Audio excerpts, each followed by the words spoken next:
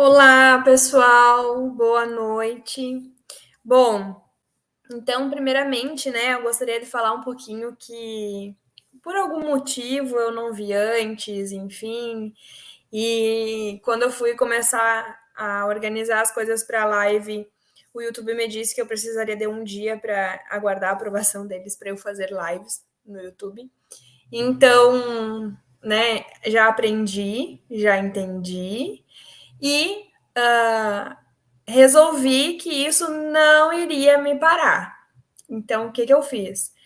Eu vou disponibilizar essa gravação, vou subir para o YouTube essa gravação e vou disponibilizar essa gravação para vocês visualizarem e compreenderem o primeiro ponto, né? O primeiro ponto do que a gente vai falar, dos temas importantes que nós falaremos nesses 3 dias.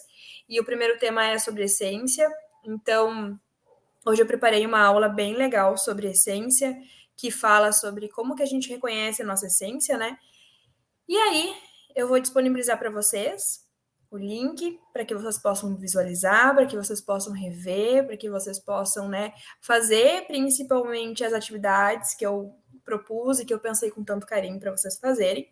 Então, nós vamos lá. Eu vou começar compartilhando a minha tela, vou começar compartilhando a apresentação, né? E aí eu vou falando. Como não vai ter uma interação, como não vai ter pessoas à minha volta falando, enfim, eu vou eu vou ir falando, vou, né? E aí qualquer coisa, qualquer dúvida que tiver, pode ser me perguntado no direct e também pode ser, né, perguntado na próxima aula de amanhã. Bom, então vamos começar pelo início. Então, aqui a gente fala um pouquinho sobre o propósito próspero, que é o tema principal dessas 3 aulas, tá? Então, a aula 1, ela vai falar sobre essência. Então, como que a gente pode reconhecer a nossa essência? Então, para iniciar tudo, né, para que eu possa continuar a minha fala, eu preciso falar quem sou eu, quem é a Juliane Rocha, ou a Ju, ou enfim, né? Eu sou uma pessoa que eu estou, na verdade, né, há mais de 5 anos nessa caminhada do autodescobrimento, nessa caminhada de compreender quem sou eu, por que estou aqui, qual é o meu propósito, qual é a minha missão. Então, estou já há algum tempo e todo dia eu descubro coisas novas sobre mim. Então, eu sou especialista em propósito de vida, então eu trabalho muito com essa questão de, principalmente pessoas, né, que não entendem qual é o seu propósito. Eu trabalho muito forte essa questão de sensibilizar e de fazer as pessoas perceber quais são os seus propósitos de vida, qual é o seu propósito maior, enfim. Sou criadora, né, do método único e exclusivo que conecta pessoas com um propósito de vida, mas com prosperidade. Então, visando a prosperidade. Eu estou empreendedora, eu sou administradora por formação, sou um bandista, que é a minha base, que é o meu pilar, é a Umbanda para mim. Eu sou certificada internacionalmente como praticante de barras de Axis e como leitora do Plano de Alma. Então, essas duas certificações me dão muita base para que eu possa falar muito sobre o que eu venho tratar, né? Porque o propósito de vida, vocês vão ver depois, ele tem pilares que são consciência, que é essência, que é principalmente qual é o meu propósito aqui. Então, essas minhas 2 certificações, elas trabalham muito forte isso. Então, elas me dão muita base, elas me dão muito conhecimento, muito discernimento, para que eu possa cada vez mais qualificar o meu trabalho. E a leitura do plano de alma foi a principal ferramenta que fez com que eu começasse a perceber que existia um pós, um depois. Por quê? A leitura do plano de alma, ela é uma ferramenta que ela trabalha muito, muito, muito, muito forte a questão do propósito de vida. Para onde eu vou? Quais são os desafios que a minha vida deseja passar? O que a minha alma deseja passar? Quais são os desafios que a minha alma deseja passar? Qual é o meu objetivo de vida? Qual é o meu destino? Enfim. Então, isso sempre foi muito forte na leitura do plano de alma. Mas o que eu comecei a perceber é que existia muito a questão de que, beleza, hoje eu tenho o entendimento de que para onde eu devo ir, o que eu devo fazer. Só que as pessoas não entendiam como fazer. Então, essa questão de que eu já trilhei esse caminho, eu já passei por esse processo, eu já estive nesse mesmo caminhar, nessa mesma jornada, fez com que eu começasse a perceber que a ferramenta ela é incrível, ela é maravilhosa para gente, para trazer o nosso propósito de vida à tona. Porém, as pessoas elas não conseguem fazer esse processo sem ter alguém, sem ter uma guiança, sem ter uma ajuda, sem ter uma pessoa orientando, porque é um processo complexo para quem não entende, para quem não sabe, para quem para quem nunca chegou nesse ponto de beleza, agora eu entendo, agora eu sei de tudo. E o que eu faço a partir de agora? Então isso me trouxe muita luz, né, para que eu pudesse entender que beleza, eu tenho uma ferramenta, mas eu preciso ajudar as pessoas a fazer depois disso. Então, por isso que eu comecei a desenvolver metodologias que pudesse auxiliar as pessoas com tudo que eu tinha, mas que eu pudesse pegar na mão e ajudar. Então, por isso, a leitura do plano de alma ela é incrível, ela nos dá, né, nos oferece muito discernimento e as barras, né? Barra de Axis trabalha total consciência. Então, na aula 2, a gente vai falar um pouco sobre. Na mentoria, eu falo muito sobre consciência. Então, a gente tem muito essa questão de que a consciência ela é tudo. E eu ter esse entendimento, como praticante de barras, fez com que fez com que eu pudesse compreender isso e compartilhar com outras pessoas de outra forma, que não fosse apenas aplicando barras. Então, para mim, assim, é algo que casou muito bem, juntou muito bem, e hoje eu compreendo que faz total sentido, e assim, tudo foi da forma como deveria ser, tudo está como deveria ser, e tudo está trilhando para ser como deve ser. Então, além disso, né, eu sou reikiana, eu aplico reiki, eu tenho 28 anos, às vezes eu tenho uma alma de 60, mas eu tenho 28 anos. E eu sou uma amante curiosa, uma curiosa nata e uma amante dos saberes do universo. Eu amo. Se quem me conhece sabe que se eu puder conversar com as pessoas sobre o universo, eu vou conversar muito tempo do meu dia sobre isso. Às vezes é até chato, mas porque para mim faz muito sentido. E quanto mais eu tenho assuntos que expandam a consciência, mais eu me nutro. Então, para mim, o que vocês, né, o que eu acredito ser interessante sobre mim é isso. Existem várias outras coisas, mas que eu não acho relevante agora, nesse momento, vocês saberem sobre. Mas, enfim. Então, hoje, né, você sairá da aula tendo conhecimento sobre o que é essência, qual é a diferença entre crenças limitantes e verdade absoluta, quem somos nós no mundo, por que eu estou aqui, qual é o sentido disso tudo. O segredo milenar de uma vida próspera a partir da conexão com a essência e o que é o propósito de vida e como conectar-se com ele a partir da nossa essência. Então, vamos falar um pouquinho sobre essência. Então, essência. O que é? Essência nada mais é do que o núcleo da cebola. Sabe quando a gente descasca uma cebola e aí tem várias camadas, várias camadas? O núcleo, bem aquele pontinho lá dentro, é a nossa essência. Então, é algo básico. E parece muito simples, né?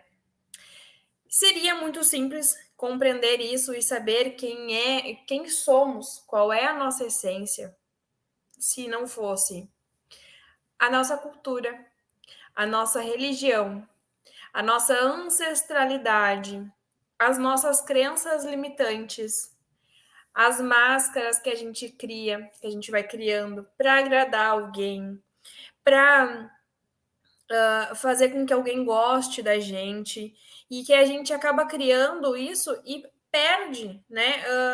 A gente se perde, a gente acaba com tudo isso, com essas máscaras que nós criamos, a gente acaba se perdendo de si. Então, isso faz com que um, existam dois lados, né? Existam o lado do eu superior e exista o lado do eu imaginário, que é aquilo que a gente cria para, né, para se encaixar na nossa cultura, para se encaixar na nossa religião, para se encaixar no que os nossos avós queriam que nós fôssemos, no que os nossos pais queriam que nós fôssemos, que a nossa comunidade queria que a gente fosse, e aí a gente acaba que essas cascas, né, essas partes da cebola, elas acabam sendo muito, muito grandes e a gente cada vez mais vai ficando mais distante da nossa essência. Cada vez mais a gente perde o entendimento e a compreensão do nosso eu superior e dá lugar para o nosso eu imaginário, que é aquilo que perante que todo mundo imagina, o que todo mundo quer que a gente seja, a gente cria. Então a gente vive muitas vezes, né? A maioria das vezes a gente vive um eu imaginário, que não é, na verdade, quem nós somos. Então, algo bem simples aqui, que eu não, eu até acredito que eu não quero muito entrar na complexidade das palavras, na complexidade do significado, enfim. Então, existe muito grande, muito forte uma diferença entre crenças limitantes e entre verdade absoluta. Por quê? De certa forma, elas estão conectadas. Elas estão conectadas por quê? As crenças limitantes é tudo aquilo que leva, né, que leva a acreditar que a nossa essência deve ser projetada a partir de modelos estipulados e não criada a partir do nosso eu superior. Ou seja, as nossas crenças limitantes são projetadas para que eu crie, eu defina um eu imaginário e não um eu superior. Porque as crenças limitantes a gente cria a partir de várias verdades absolutas que nós acreditamos ser verdades absolutas, entre parênteses, né? Que vão nos afastando do nosso eu superior e vai nos conectando com o nosso eu imaginário. Então, quanto mais a gente nega que isso contribui para o nosso eu imaginário, mais difícil fica a gente perceber a nossa essência. E é o que isso acontece. A gente nega que existam crenças limitantes que nos limitam. A gente nega que a gente não se paralisa com medo por conta do que o outro fala ou por conta do que o outro pensa sobre mim.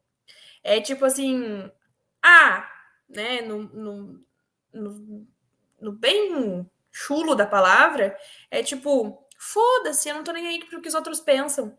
Só que, na verdade, tu está deixando de fazer as coisas que tu quer, porque as pessoas vão falar que tu fez de errado, que tu falou de errado, que tu é blogueirinha, porque tu é não sei o quê, porque, enfim. Então, quanto mais a gente nega isso, mais a gente cria o nosso eu imaginário, porque a gente mascara a verdade, a gente cria máscaras. Então, isso, assim, de certa forma, se a gente for parar para pensar e analisar, isso é muito complexo. Porque às vezes a gente acha que é e não é, e às vezes a gente acha que não é e é. Basicamente assim. Então, o que é uma verdade absoluta, né? É aquilo que dizem, que definem, que concluem que é. Porém, a verdade absoluta ela tem um pontinho bem importante nele, que é A verdade absoluta, ela deixa de ser uma verdade absoluta quando existe uma comprovação contrária. Então, pensando por esse ponto, algumas pessoas dizem assim: para ser feliz eu preciso seguir um padrão da sociedade e não os meus sonhos. Quando existe alguém que, para ser feliz, não seguiu os padrões da sociedade e, em vez disso, seguiu os sonhos, conseguiu ser feliz com isso, é isso que conta. Então ela tá mostrando que existe uma verdade contrária a isso. Não verdade, né? Porque. Mas uma comprovação de que não, ela não precisou viver a partir do que a sociedade disse e foi atrás dos sonhos e foi feliz. Outra verdade absoluta que, assim, é sei lá, eu acho que de 10 existem 8 pessoas que realmente acreditam nisso. Eu preciso me matar trabalhando para eu ter dinheiro. Isso é fácil, é batata de comprovar o contrário. Porque existem muitas pessoas que ganham dinheiro dormindo. Existem muitas pessoas que não que trabalham um dia na semana e ganham muito dinheiro. Então existe isso e a gente vai criando essas camadinhas na nossa cebola, a gente vai criando camadas e camadas e camadas, e muitas vezes essas camadas nós não percebemos que nós temos. E então isso dificulta reconhecer a nossa essência. Então, como a gente se distrai muito com o todo, pensando muito no que os outros vão falar, no que a nossa cultura estipula, no que a nossa sociedade define, no que a minha religião dita ser, no que os meus avós, os avós dos meus avós, o meu tipo genético define que eu tenho que ser. Então a gente se distrai muito disso. E não é como se isso faz com que a gente se perca da nossa essência. Então, como que a gente se distrai da nossa essência com as crenças limitantes nesses pontos? É quando a gente não reconhece a nossa potência e ou não temos consciência do equilíbrio genuíno, que a gente vai falar na próxima aula, na aula 2, que do nosso próprio eu superior. Ou seja, quem eu sou. Existe um equilíbrio genuíno a partir disso tudo.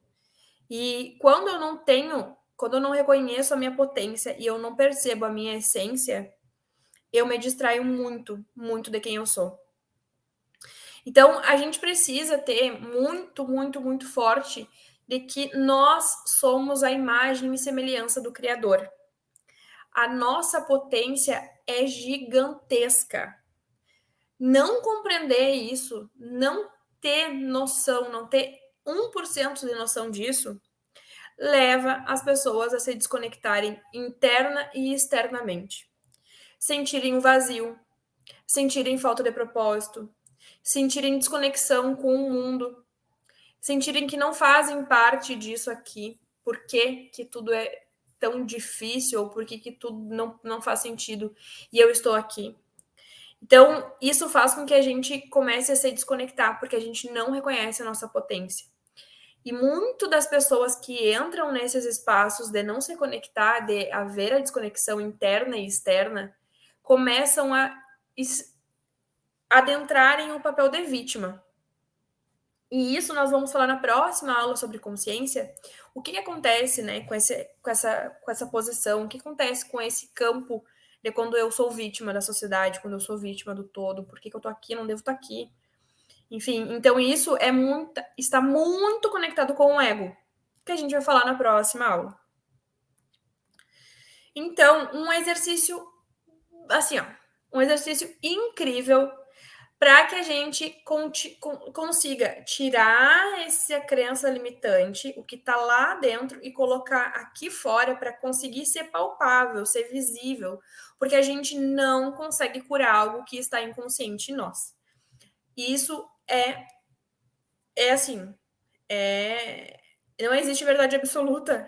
Mas batata. A gente não consegue curar aquilo que a gente não sabe que a gente tem. A gente não consegue curar aquilo que a gente não tem noção de que existe. Então, crenças limitantes é o principal pilar que faz com que a gente não consiga reconhecer a nossa essência. Então, como que a gente consegue?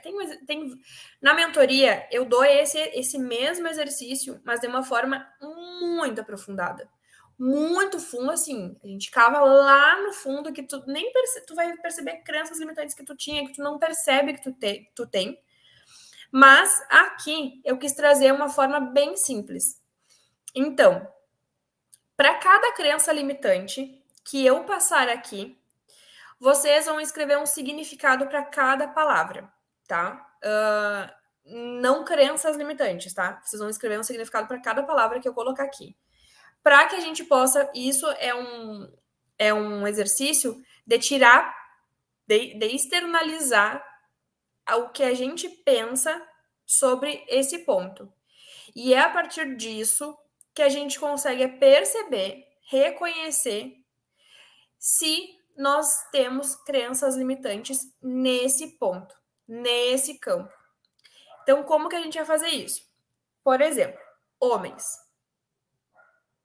O que eu penso sobre homens? Qual é a primeira frase que vem na minha mente? Eu penso que homem foi feito para pegar no pesado, tá? Isso é uma coisa que não é isso que vem na minha cabeça, mas né, vamos colocar isso. Homem foi feito para pegar no pesado. Homem foi feito para ajudar a mulher com serviços pesados, tá? Coloquem tudo que vem na mente. Sejam quantas frases vocês quiserem. Quanto mais frases vierem na mente de vocês e vocês perceberem, mais fácil vai ser de curar isso. Porque quanto mais a gente esconde, mais difícil fica. Então, sobre homens. Depois, sobre mulheres. Amor. O que essa palavra significa para ti? Que frase vem à tua mente quando tu fala amor? O que é amor? O que é amar? Qual é o significado de amor? Sexo, trabalho, dinheiro, sucesso, fracasso, Deus. Então, depois que vocês criaram, né, essas frases de crenças limitantes, vocês vão fazer a seguinte coisa. Isso é um método criado, né? Isso eu peguei essas informações, não foi criado por mim, não foi desenvolvido por mim, foi desenvolvido pela Louise Hay, que depois a gente vai falar um pouco dela. E por quê? Porque a gente só consegue curar aquilo que está consciente em nós. E essas crenças limitantes, elas são crenças que nos limitam. Eu fiz uma live falando sobre crenças limitantes lá no meu canal no Instagram, e eu falei muito sobre como que essas crenças limitantes, elas vibram no nosso campo. É como se eu vou falar bem rapidinho aqui, mas é como se a gente tivesse, por exemplo, vestindo várias roupinhas. E cada crença limitante é uma roupinha que a gente vai colocando. E aí, então, por exemplo, assim, uma crença limitante, né? Eu sou uma pessoa ansiosa demais. Eu coloquei uma roupinha. Então, eu defino e concluo que eu sou ansiosa. E eu me limito. Qualquer outra coisa diferente que possa dar um gatilho na minha ansiedade, eu já não vou fazer. Não, porque eu sou muito ansiosa. Não me fala isso, porque eu sou muito ansiosa. Então, a gente vai criando, e isso vai vibrando no nosso campo. Então, cada crença limitante que nós criamos e projetamos, e uma coisa muito importante aqui: crenças limitantes são tudo aquilo que nós aprendemos consciente ou inconscientemente nessa e de outras vidas. Então, as minhas crenças limitantes podem ser dessa vida, como podem ser de outras vidas, muitas vidas. Algumas coisas que acontecem bastante, que a gente percebe, é que, por exemplo, assim, a pessoa ela tem uma crença limitante com dinheiro. o dinheiro é sujo, o dinheiro é ruim, o dinheiro torna as pessoas ruins. E aí a gente vai perceber, essa pessoa ela não tem uma crença limitante de dinheiro nessa vida tão forte, porque a crença ela ainda existe. O campo ainda vibra aquela crença limitante. Aquela roupinha dela ainda está ali, está vestida. Mas o que acontece?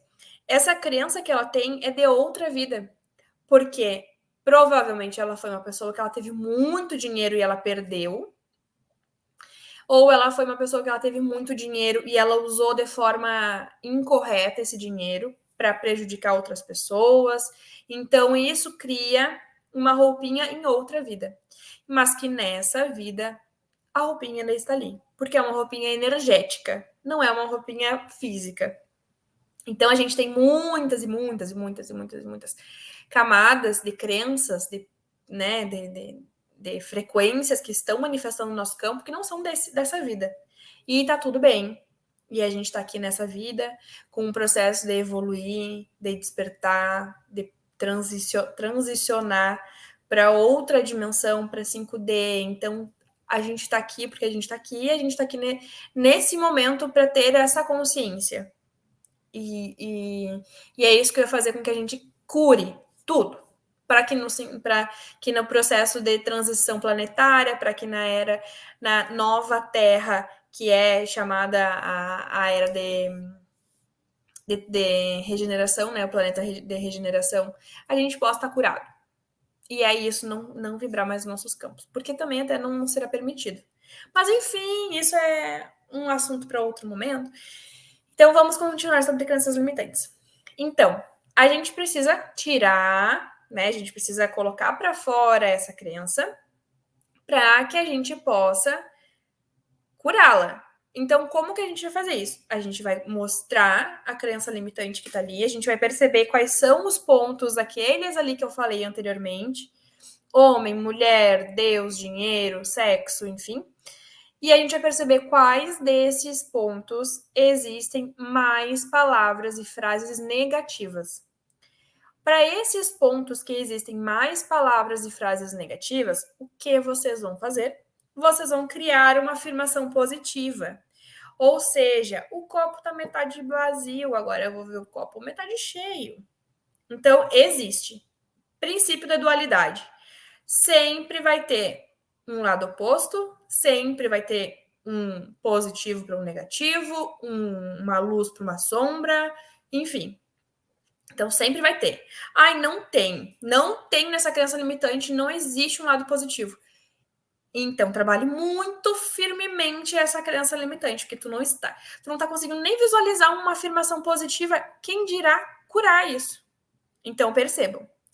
Então digamos, tá? Um exemplo. Eu sou uma pessoa ansiosa demais. Uma afirmação positiva para isso?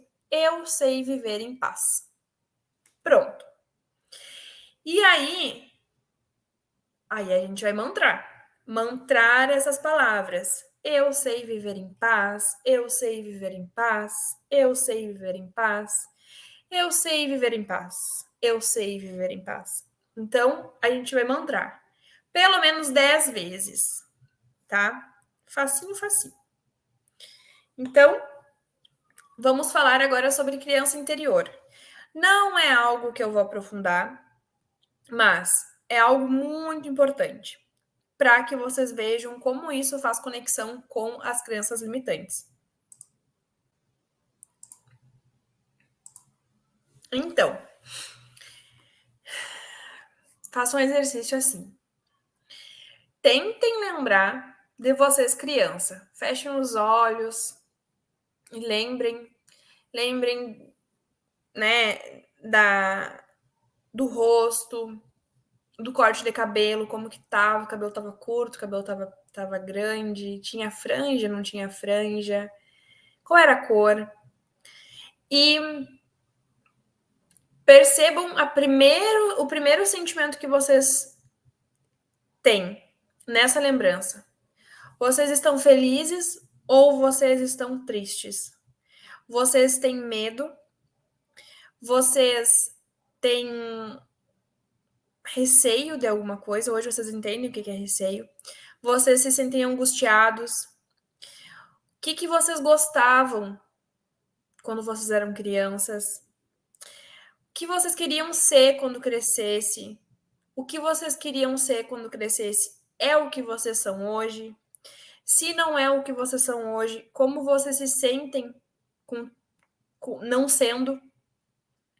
Que momento foi da infância de vocês que vocês perceberam que vocês não seriam aquilo que vocês sempre quiseram ser? Comecem a perceber isso e colocar para fora esse sentimento, essa percepção, essa compreensão. E vocês se sentiam seguros? Vocês se cobravam por ser alguém que seus colegas gostassem? Se sim, como que vocês faziam? Qual é a história de vocês? Então, a partir disso tudo, vocês conseguem perceber que existe um padrão se repetindo? Existe um padrão que foi lá na infância se repetindo mais uma vez? Percebam. Então, a Louise Hay, né, que foi que eu falei para você sobre as crenças limitantes, ela desenvolveu padrões de pensamento positivo para reverter doenças e criar saúde. Então, ela acreditava em várias coisas, mas algumas das coisas que fazem sentido nesse contexto que eu estou falando para você sobre essência é de que ela acreditava que quando criança a gente aprendia muito mais sobre nós mesmos e sobre a vida por intermédio das reações dos adultos. Então, por exemplo, assim, colocar a mão na tomada. Quando a gente vai colocar, por exemplo, plugar o computador, plugar alguma coisa na tomada, a gente não fica com um certo receio de tomar um choque? Porque muito provavelmente, quando a gente tocava na tomada, ou quando a gente chegava perto da tomada, a gente tinha uma reação dos adultos, e tipo, sai daí, que tu vai tomar choque.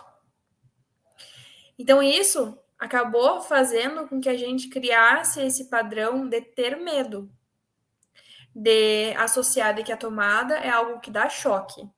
Se eu te perguntar o que a tomada faz, talvez pode ser que tu fale, ela liga coisas. Mas a primeira coisa que talvez pode ser que tu pense vai dar choque. Então, isso são coisas que a gente vai percebendo coisas sobre a vida a partir das reações dos adultos. Subir numa cadeira, não sobe na cadeira que tu vai cair, imundícia. É assim, uma gentileza. E, enfim, se criamos. Tamo aí. Estamos aí para quebrar padrões, para parar de repetir ciclos, enfim. Então, e para ela, como ela atendia muita gente, ela dizia que uma das principais crenças que ela via assim nas pessoas era muito forte, de eu não sou bom o bastante. Porém, se a gente for parar para pensar assim, beleza, eu não sou bom o bastante. Eu não sou bom o bastante para quê?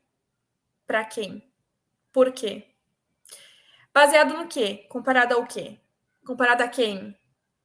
Então, esse eu não sou bom o bastante é mais ou menos assim, eu tenho um ponto de referência. E eu não sou bom o bastante comparado àquilo ali ou aquele lá.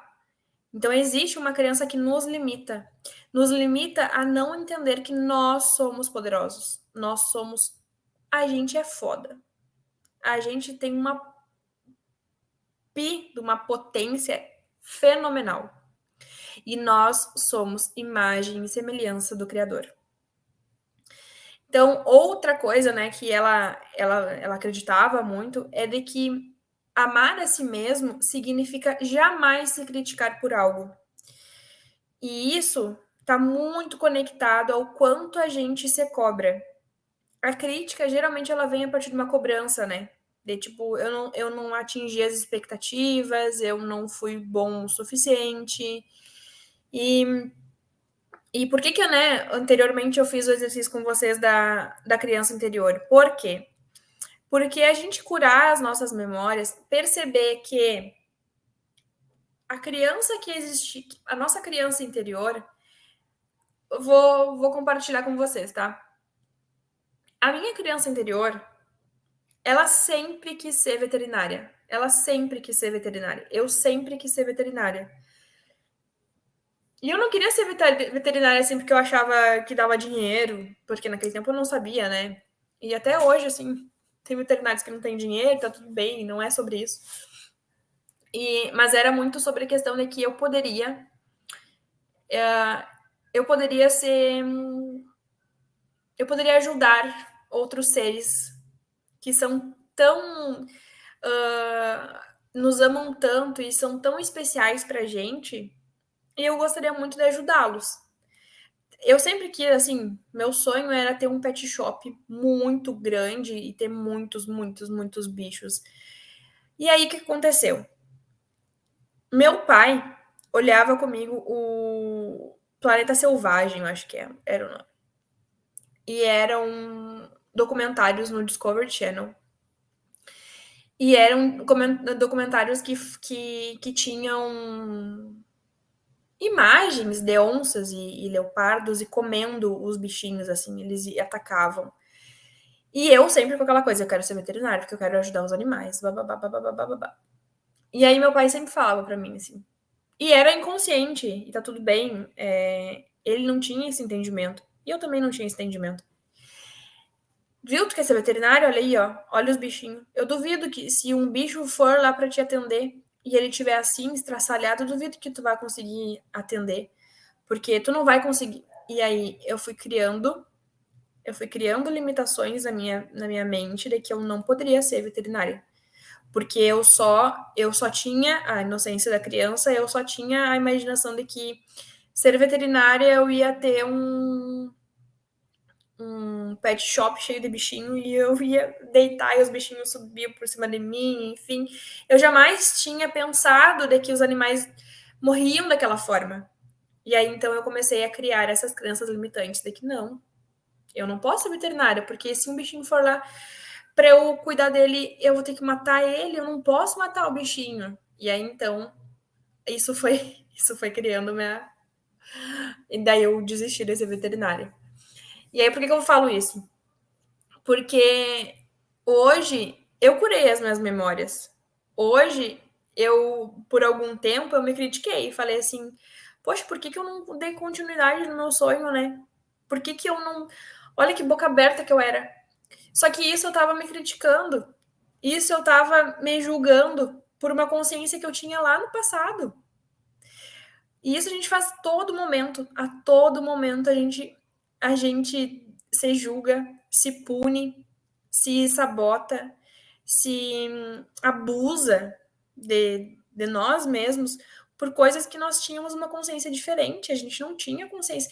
A consciência que nós tínhamos naquele momento só nos possibilitava fazer aquilo. E tá tudo bem. Então é curar as memórias, é olhar para as nossas memórias com outro olhar, com o olhar de que, beleza, aquilo era o que eu podia fazer naquele momento, era aquilo que eu tinha de consciência. Hoje em dia eu me curo, eu aceito me curar e tá tudo bem. Então, quando a gente cura as nossas memórias, é como se é como não, né? A gente dá um outro final. A gente dá um final feliz para aquela criança que ficou lá na nossa infância. E esse é o processo de curar a nossa criança interior. Hoje, quando eu olho a Juliane lá, olhando, deitada na cama, olhando um Discovery Channel, quando meu pai me falava aquilo, hoje eu dou um final feliz para aquela criança. Hoje eu percebo assim que, tipo, eu penso e falo para ela assim: olha, tu não vai ser veterinária, tu vai ser uma pessoa, tu quer ajudar os seres, mas os seres que tu vai ajudar são seres humanos. E tu não precisa ser médica para fazer isso. Tu só precisa estudar, ter conhecimento, ter vivências na tua vida. E é isso. E é olhar para esses processos e ressignificar. Senão a gente vai ficar se culpando, senão a gente vai ficar se criticando, e isso não é amar, assim. Então, vou passar para a próxima, para que eu não me estenda muito. Na verdade, eu já me estendi. Mas enfim, gosto de falar, né?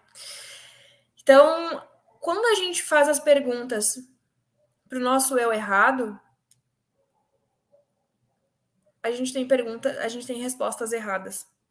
Mas quando a gente faz perguntas corretas para o nosso eu errado, a gente não chega ao nosso propósito. Agora, quando a gente faz as perguntas certas para o nosso eu certo, a gente compreende que o nosso lugar no mundo é onde a gente quiser. E compreender quem se é leva ao caminho certo. E por que eu estou falando sobre isso? Porque hoje em dia a gente precisa compreender quem nós somos para fazer as perguntas certas para o nosso eu certo. Quando eu não sei quem eu sou e eu faço as perguntas certas, mas para o meu eu imaginário, eu não vou chegar ao meu propósito, porque eu vou eu vou ter as respostas baseado naquilo que eu projetei, que pode ser que seja o caminho que mais agrade os outros e não a mim.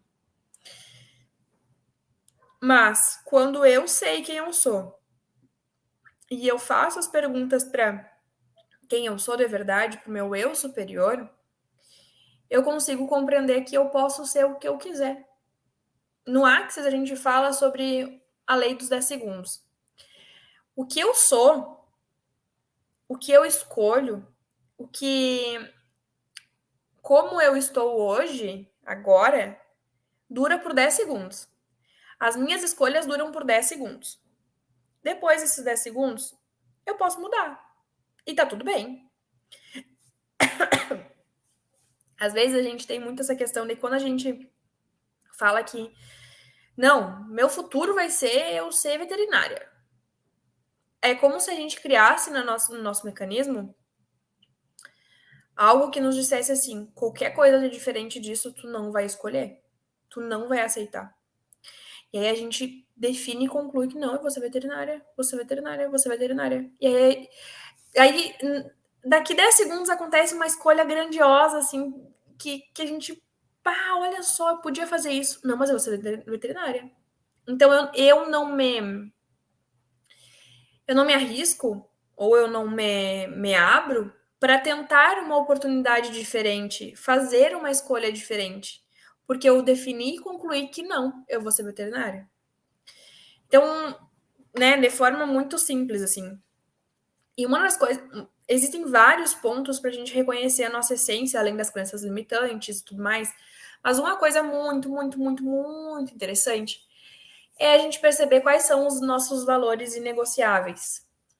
Quem eu sou realmente e o que eu escolho realmente. Quem eu sou e o que eu escolho realmente. Eu escolho ser feliz. Eu escolho seguir o meu coração. Eu escolho que a minha liberdade esteja acima de tudo e de todos, mas que eu nunca faça mal a ninguém, nunca passe por cima de ninguém para ser livre. Então, isso é o que eu escolho. Eu não defini e concluí de que isso vai ser baseado em eu ser veterinária. Não, porque daí eu entro numa caixa. Eu entro na caixa do ser veterinária. E aí, se eu não for veterinária, eu vou me frustrar. E aí, as expectativas que eu criei para o meu pet shop, eu vou me frustrar. Então, e daí é um efeito dominó.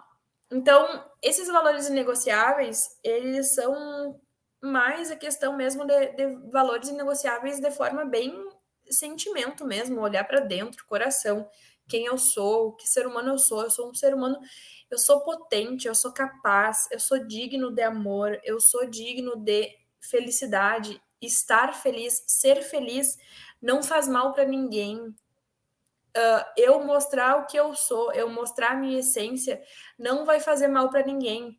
Se alguém não gostou daquilo que eu sou, eu não tô aqui para agradar ninguém. E realmente pensar, eu não tô aqui para agradar ninguém.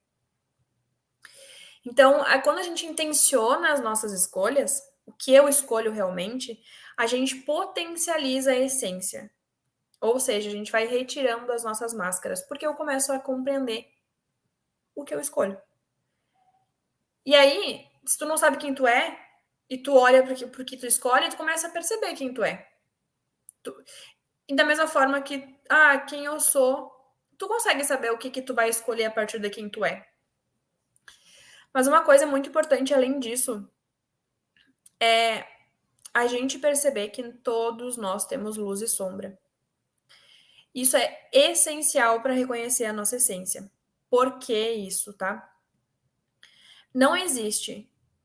Não existe. Nas 7 leis herméticas tem o princípio da polaridade. Assim como é embaixo é em cima. Da mesma forma que assim como é dentro é fora. E entender que luz e sombra precisam existir concomitantemente é necessário. Um exercício bem legal pra gente fazer sobre luz e sombra é tipo assim, quando eu não sei, quais são a minha luz, eu sei qual é a minha luz. Minha luz eu sei muito. Mas a minha sombra, eu acho que eu não tenho sombra. Quando a gente pensa que a gente não tem sombra, a gente se engana, a gente tá criando uma máscara e tá entrando no eu imaginário. Quando a gente começa a perceber coisas que a gente não gosta nos outros, a gente começa a reconhecer que essas são as nossas sombras.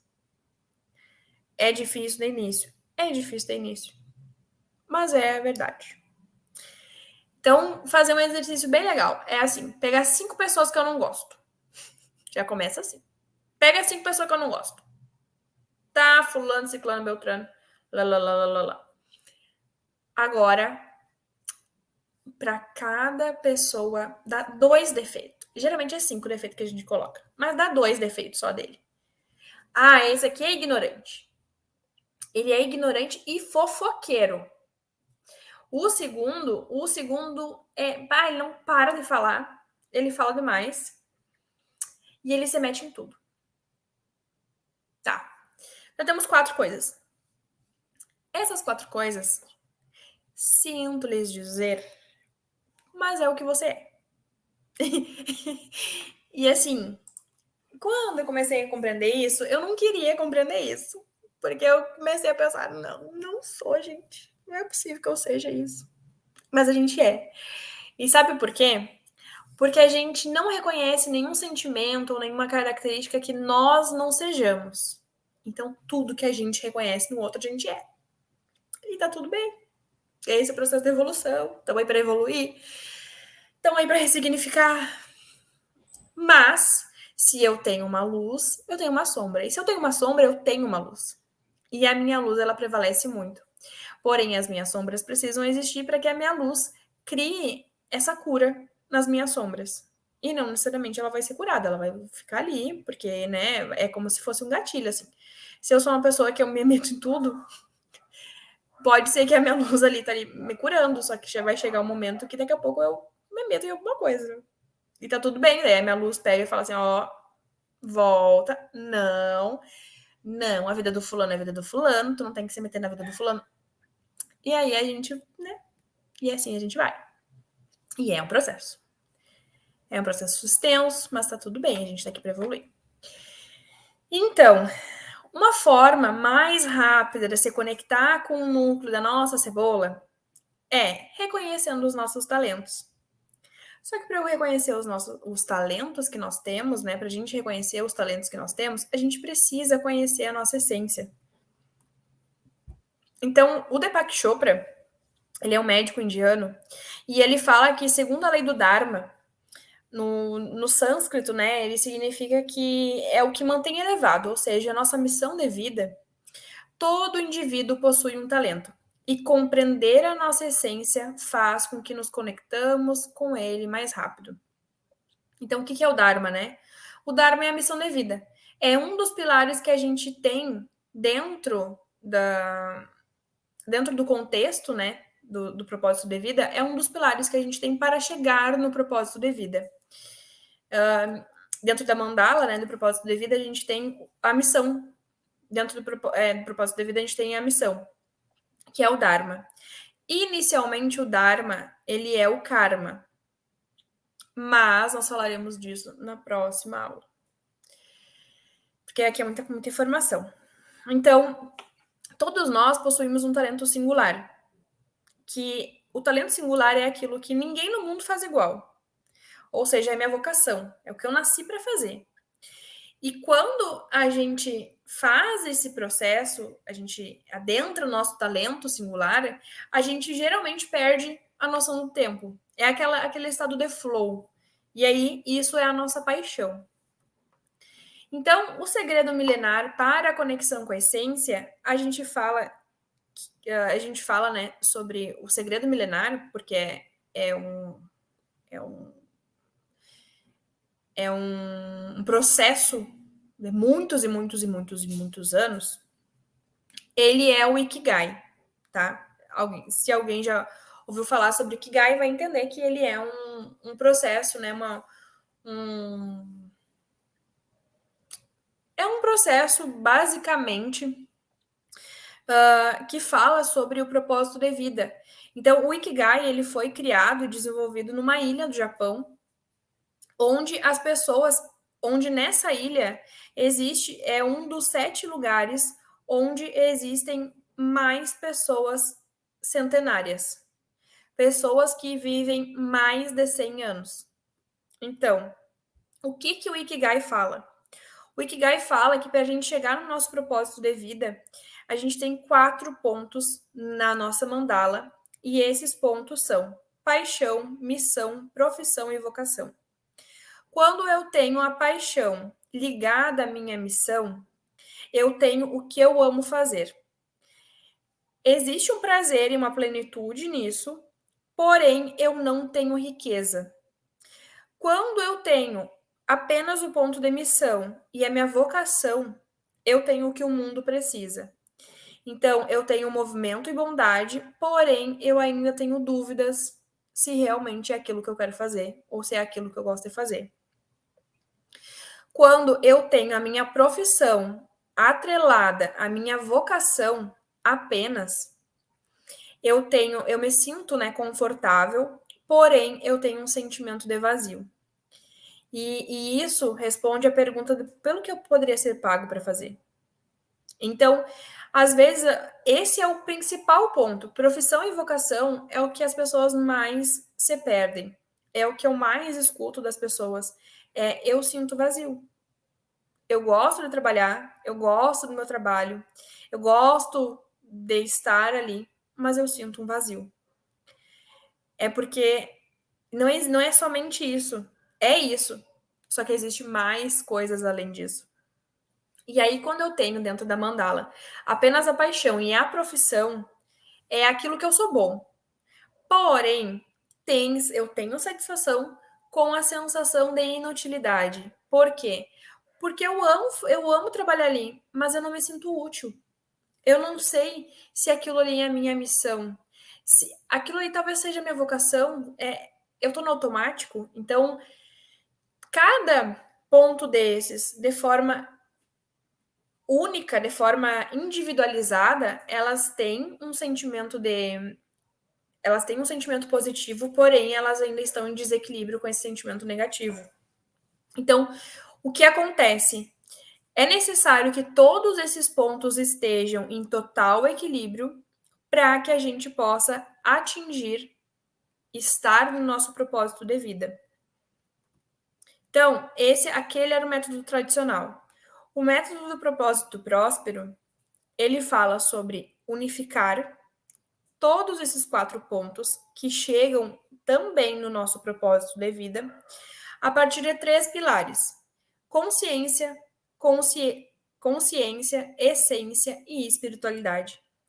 Então, todos esses pontos serão trabalhados a partir desses 3 pilares, bem como o propósito de vida também vai ser trabalhado nesses 3 pilares, porque existe o equilíbrio do todo, para que a gente possa, então, entender o que a gente ama fazer, compreender o que o mundo precisa, ser pago por isso e ser muito bom fazendo isso.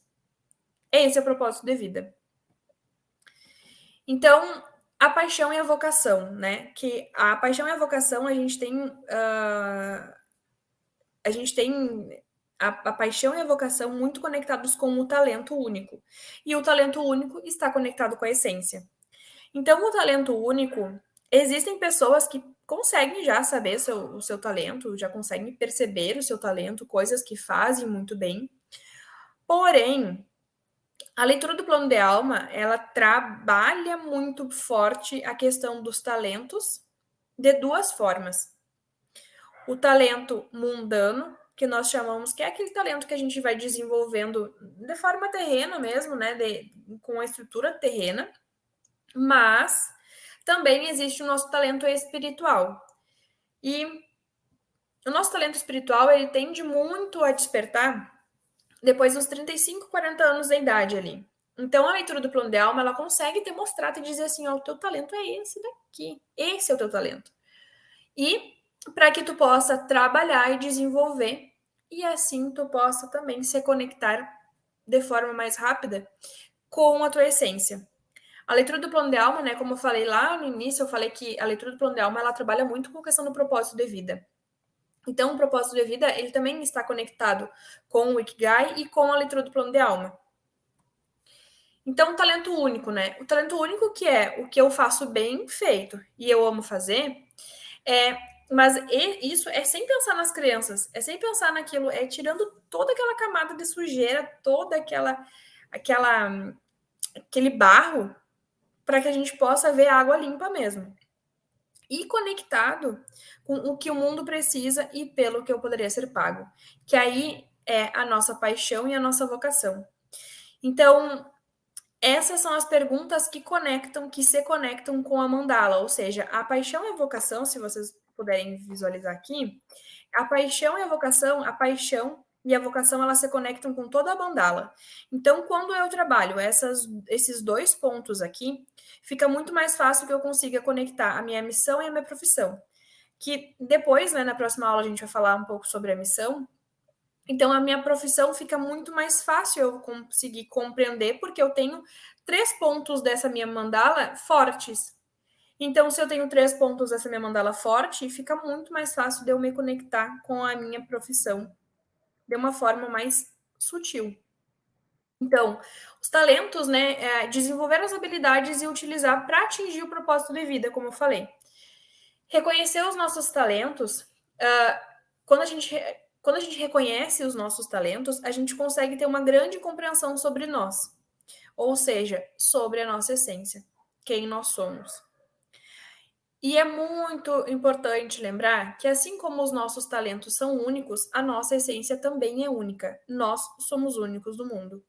Nós somos únicos. Nós somos únicos em tudo, tá?